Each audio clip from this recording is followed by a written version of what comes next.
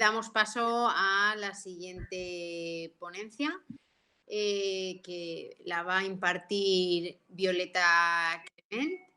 Violeta es profesora del Departamento de Psicología de la Salud de la Universidad de Alicante, es licenciada en Psicología por la Universidad de Valencia y licenciada en Psicopedagogía por la Universidad de Alicante y ha impartido docencia en diferentes titulaciones y actualmente participa como coordinadora y docente en el título propio de especialista en competencias personales y laborales en entornos de empleo con apoyo y pertenece a la subcomisión de calidad de diferentes tipos de máster.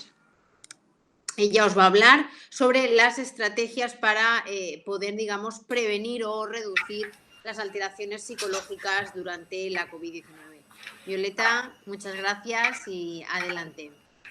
Hola, bienvenidos a todos y a todas. Imagino que se ve bien, no hay ningún problema técnico. Te vemos, sí, te vemos. Vale, perfecto. Bueno, pues en primer lugar agradecer a la organización, a la coordinación, a Ana Zaragoza su invitación y a Gasterra también por organizar estas jornadas que creo que son de gran interés para todo el público en general. Voy a ver si puedo, poner la presentación. A ver.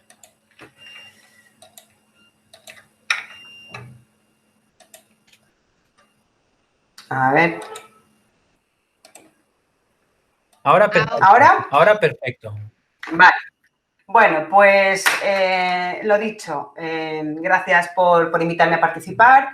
Y como comentaba Ana, voy a intentar explicar un poquito las estrategias para intentar prevenir las posibles alteraciones psicológicas o emocionales en las personas mayores, sobre todo en referencia al periodo de confinamiento.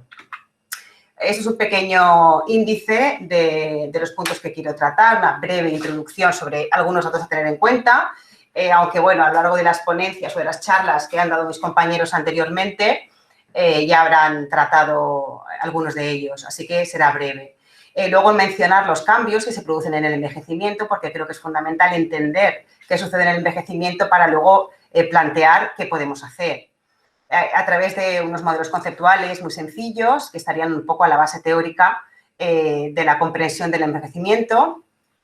Y para finalizar, mencionar los factores protectores que de alguna manera sintetizan un poco algunas de las charlas que han comentado, que se han dado ya en estas jornadas, si bien el enfoque sería un poquito más desde su repercusión en aspectos psicológicos y emocionales.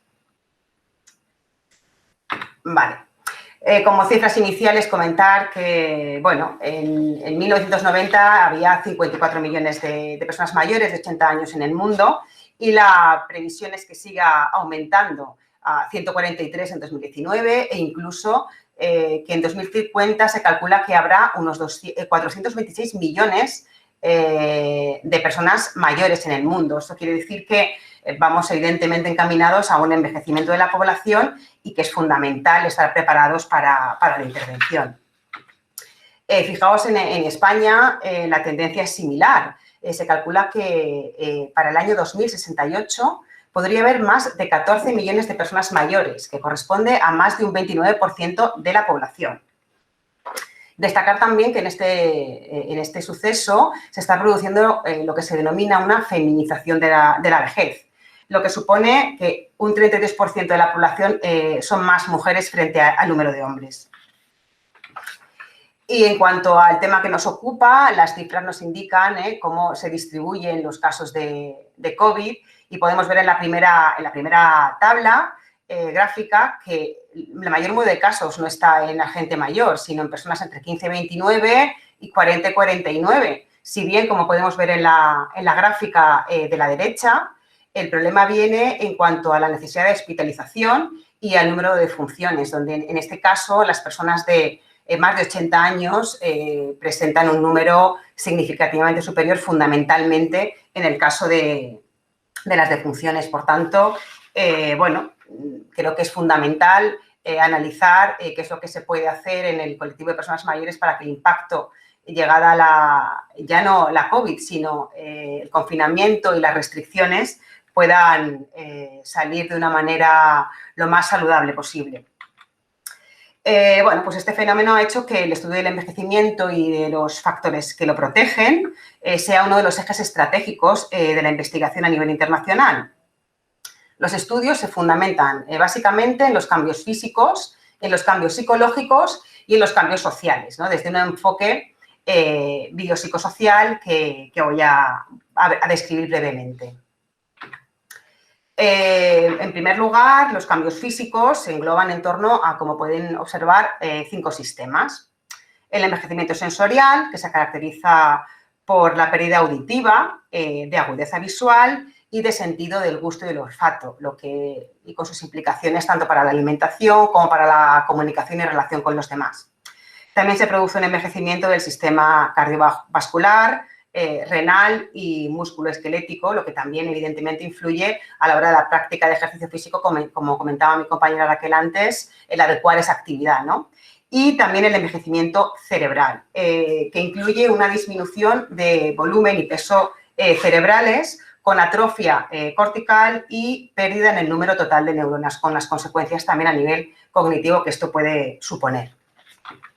En cuanto a los cambios psicológicos, se pueden agrupar en cambios cognitivos y cambios emocionales. Los cambios cognitivos en las personas mayores, como podemos observar en el cuadro, giran en torno a la pérdida de memoria, principalmente para la memoria de hechos recientes y para la memoria episódica. También se produce una disminución de la atención, concretamente en la velocidad en la detección de señales. En cuanto al lenguaje, lo que puede disminuir es la fluencia verbal.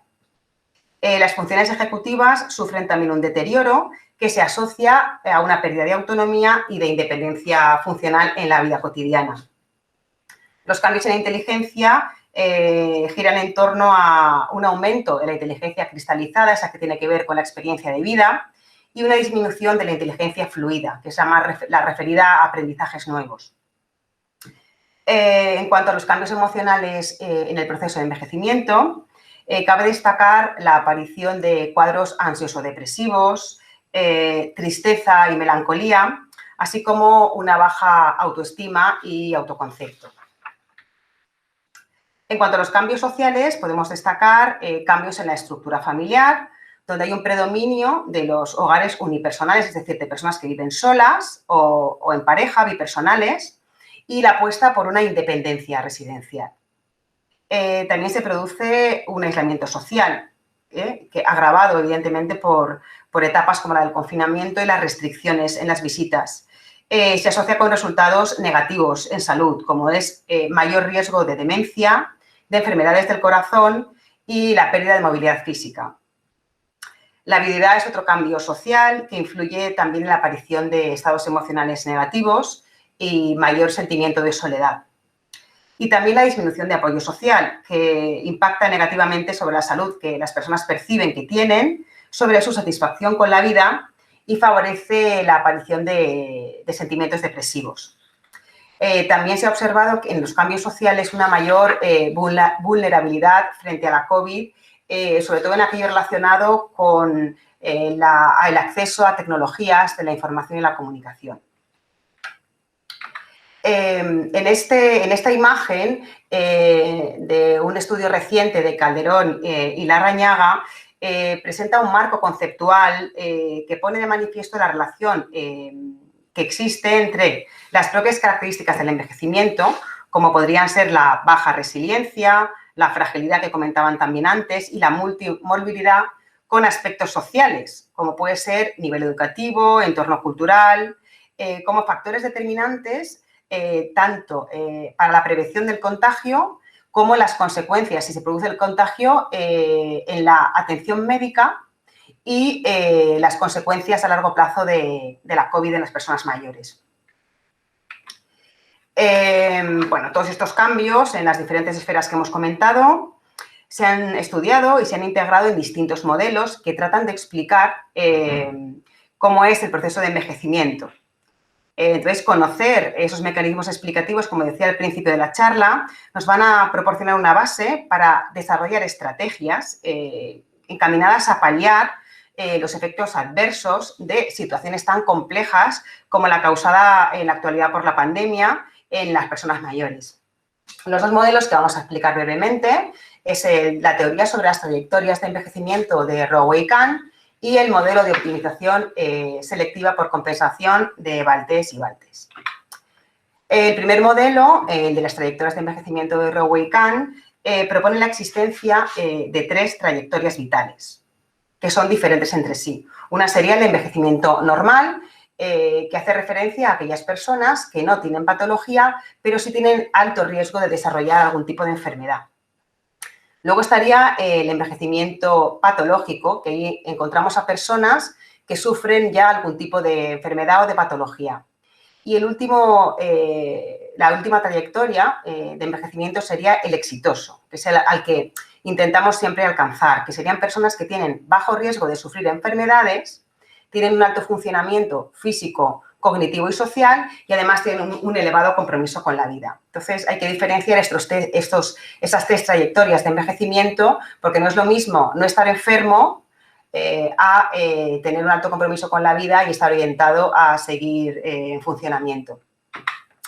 En cuanto a la segunda teoría del modelo de optimización selectiva de Baltes y Baltes, se centra fundamentalmente en la dinámica de pérdidas y ganancias a lo largo de la vida y tiene en cuenta 3 mecanismos que regulan el proceso de envejecimiento, que serían la selección, la optimización y la compensación. La selección es un mecanismo adaptativo que surge como consecuencia de las limitaciones que las personas mayores tienen por la propia edad y por los estímulos del ambiente.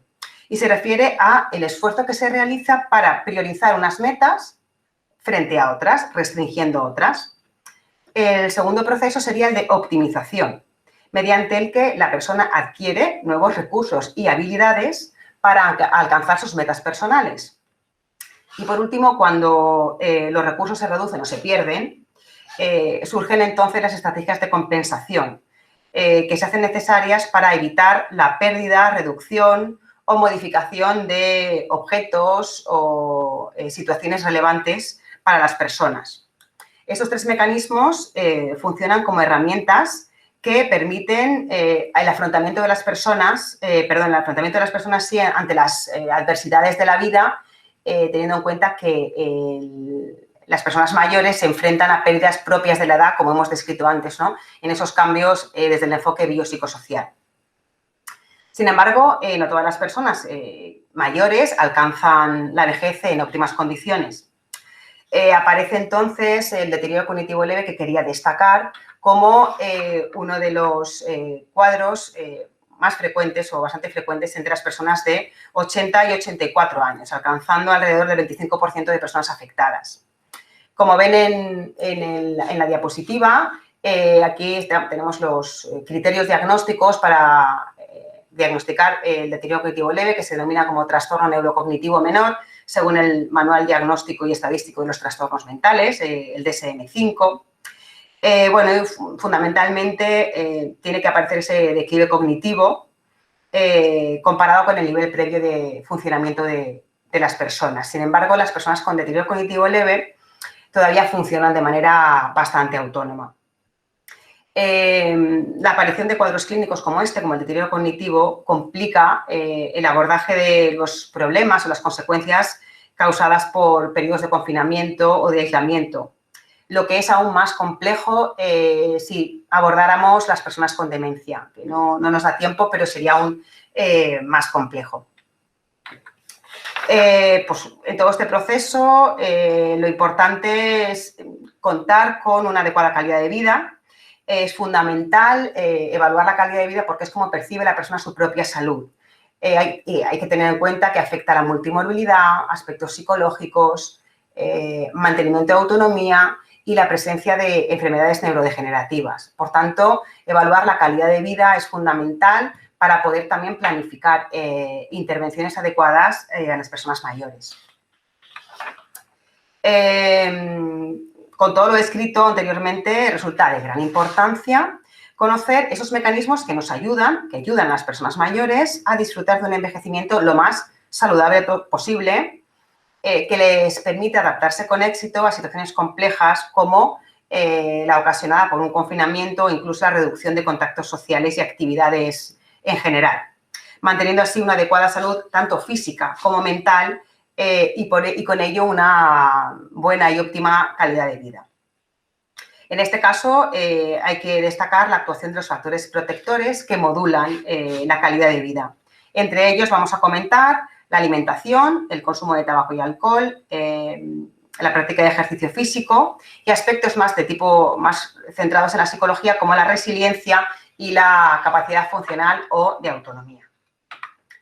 En cuanto a la dieta mediterránea, poco más que añadir, porque mi compañera Ana es más una experta en estos temas. Simplemente destacar que, evidentemente, la adherencia a la dieta mediterránea se asocia con una reducción de enfermedades, de sufrir enfermedades como enfermedades crónicas, del corazón, neurodegenerativas, y se asocia con mayores niveles de bienestar y de felicidad. Es decir, que todo lo que nos ha contado sobre la dieta y la nutrición es fundamental porque se asocia con el bienestar psicológico, proporcionando, como ven, mayores niveles de felicidad y bienestar autopercibido.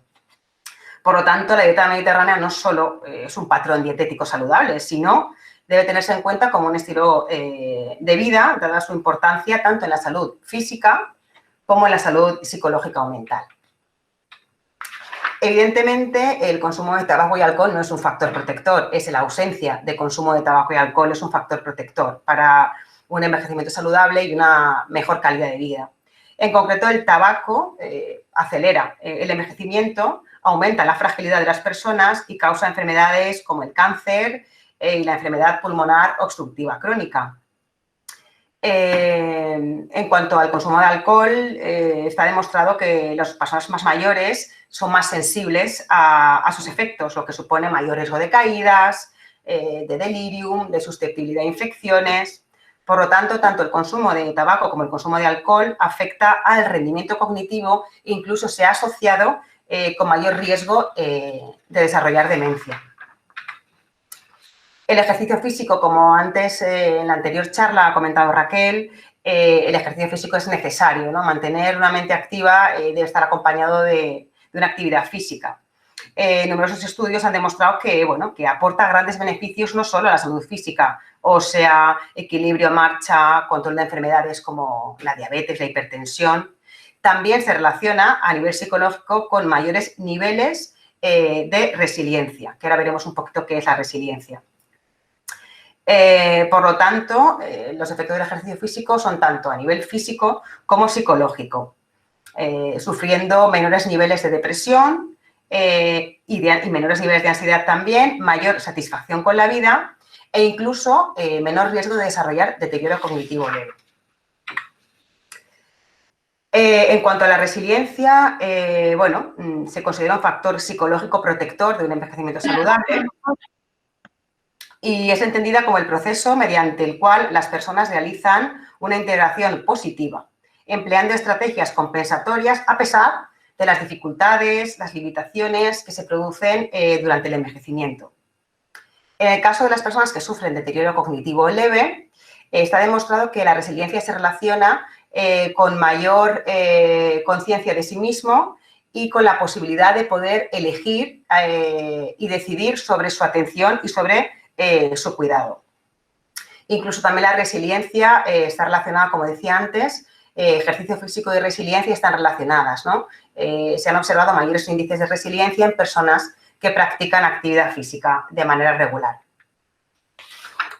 Y bueno, para finalizar, destacar el mantenimiento de la capacidad funcional como un factor protector del envejecimiento saludable y paliar los efectos que un confinamiento o aislamiento puede ocasionar en las personas mayores. ¿Qué son las actividades de la vida diaria? Pues son aquellas habilidades que nos permiten funcionar, desenvolvernos con autonomía en nuestras actividades cotidianas y nuestro día a día.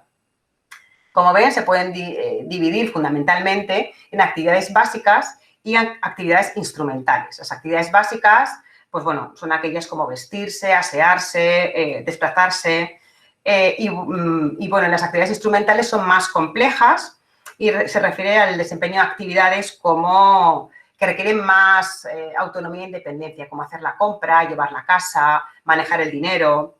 Entonces, numerosos trabajos describen que un cambio en estas funciones es decir, una disminución de la autonomía, tanto en las actividades básicas como instrumentales, se asocia con un riesgo de sufrir un deterioro de la salud posterior. Por ejemplo, las actividades básicas de la vida diaria, cuando están son poco autónomos a este nivel, tienen mayor riesgo de sufrir caídas. Por tanto, es fundamental mantener la autonomía y cuidar todos estos factores protectores de la salud en las personas mayores, porque el objetivo último siempre es conseguir un envejecimiento saludable y evitar los riesgos que implican el aislamiento y el confinamiento en las personas mayores. Hasta aquí mi presentación. Podría hablaros de más cosas, pero creo que el tiempo es limitado y ahora pues quedo a vuestra disposición por si queréis hacerme alguna pregunta. A ver qué salga. Muchas gracias, Violeta. Vale. ¿Alguna pregunta de los asistentes? ¿Alguna cuestión? ¿Curiosidad? Bueno, pues Violeta, muchas gracias por estar con nosotros y compartir tu experiencia y conocimiento.